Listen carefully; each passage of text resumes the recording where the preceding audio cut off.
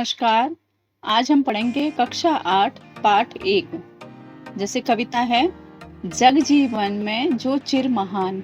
सबसे पहले हम कोई कविता या पाठ पढ़ते हैं तो हम उसके अर्थ पता होना चाहिए। तो जैसे जग जग मतलब विश्व, कि विश्व में जिसका जीवन लंबे समय तक महान है, इस कविता का अर्थ हुआ।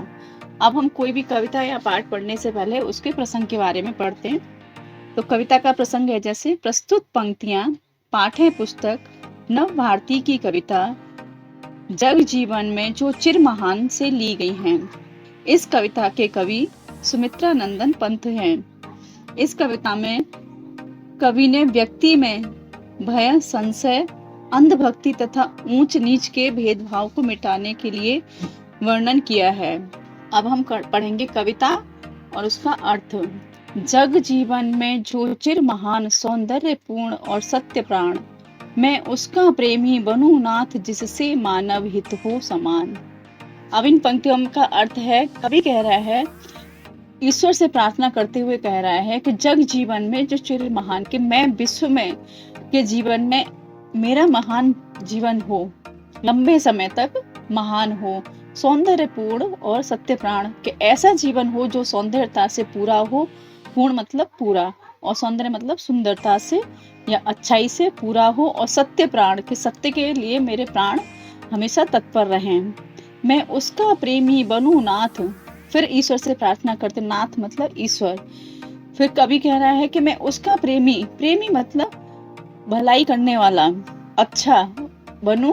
फिर कवि कह रहा है ईश्वर से प्रार्थना करते हुए, जिससे मानव हित हो समान, कि मानव का मैं ऐसे काम करूं, हित मतलब भलाई, समान मतलब बराबर, कि मैं ऐसे काम करूं हे ईश्वर जिससे सभी लोगों का समान रूप से भला हो, जिससे जीवन में मिले शक्ति, छूटे भय, संशय, अंधभक्ति, मैं वह प्रकाश बन सकूं नाथ, मिल जावे जिसमें अखिल व्यक्ति। अब इसमें कवि फिर प्रार्थना करते हुए ईश्वर से कह रहा है कि हे ईश्वर, जीवन में मुझे ऐसी शक्ति देना जिससे कि मेरे अंदर जो भय है मतलब डर है, संशय मतलब संदेह या शंका, और अंधभक्ति मतलब किसी पर भी अंधा विश्वास कर लेना, आंख मूंद करके विश्वास कर लेना, ये सब मेरे अंदर से छूट जाएं, मैं वह प्रकाश बन सकूं नाथ। फिर वह ईश्वर से प्रार्थना करते हुए कह रहा है कि हे ईश्वर, हे भगवान, मैं मेरे अंदर ऐसा प्रकाश देना जिससे कि मिल जावे जिसमें अखिल व्यक्ति। फिर वो कवि कह रहा है कि ऐसा काम करूं मैं जिसमें सभी व्यक्ति मिल जाएं, उनके अंदर जो संशय है, अंधविश्वास है, मैं ऐसा प्रकाश बन करके उनके जीवन में आऊं जिससे कि सभी व्यक्तियों का, समस्त जाति का भला हो। दिस दिस में प्रेम प्रभा प्रसार, हर भेद भाव का अंधकार, मैं खोल सकूं चिर मुदे नाथ, मानव के उरके स्वर्ग द्वार। फिर इन पंक्तियों में कवि कह रहा है, दिस दिस मतलब दिशा दिशा, यानी कि चारों दिशाओं में, प्रभाव मतलब प्रकाश, उजाला, प्रसार मतलब फैलाव या समस्त जाति में फैलाना।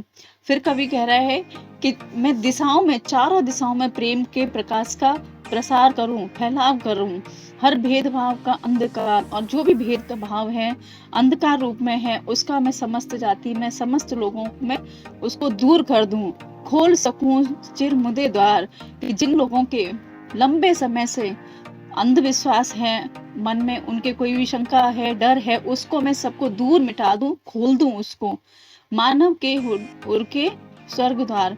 फिर वो कह रहा है कि मनुष्य, उर मतलब हृदय, मनुष्य के हृदय के स्वर्ग द्वार को मैं खोल सकूं, पाकर प्रभु तुमसे अमर दान, करने मानव का परित्राण, ला सकूं विश्व में एक बार फिर से नवजीवन का विहान। फिर इन पंक्तियों में कवि ईश्वर से प्रार्थना करते हुए कह रहे हैं कि हे प्रभु, मुझे आपकी कृपा से अमर दान दो। अमर मतलब जो कभी, अमर का मतलब होता है जो कभी न मरे, कि आप मुझे ऐसा दान दो कि जो कभी नहीं मरने वाला। वो मरने वाला कौन सा दान मांग रहा है? कि मानव की रक्षा करने का, हर व्यक्ति का, हर मनुष्य जाति की रक्षा, परित्राण मतलब होता है रक्षा करना, तो कि मैं सबकी रक्षा करने का ऐसा आपसे दान मांगता हूँ जो कभी ना खत्म हो, ला सकूं विश्व में एक बार फिर से मानव नव जीवन का विहान।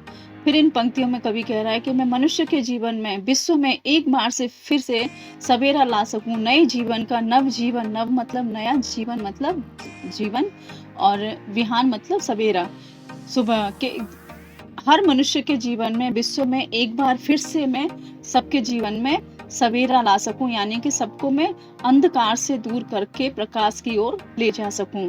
यह कविता सुमित्रा नंदन पंत के द्वारा लिखी गई है। अब इसका मूल्य है जैसे आपसी प्रेम बढ़ाना तथा भय संशय, संशय मतलब शंका, भेदभाव आदि से मुक्ति दिलाना, मुक्ति मतलब छुटकारा दिलाना की कोशिश इसमें कवि ने की है। अब इस कविता से संबंधित कुछ प्रश्न इस प्रकार हैं। प्रश्न नंबर 1, इस कविता के कवि का नाम बताइए। प्रश्न नंबर 2, कविता में किसका भेद मिटाने की बात कही गई है। प्रश्न 3, संशय शब्द का अर्थ बताइए। प्रश्न 4, कविता का मूल भाव अपने शब्दों में लिखिए। धन्यवाद।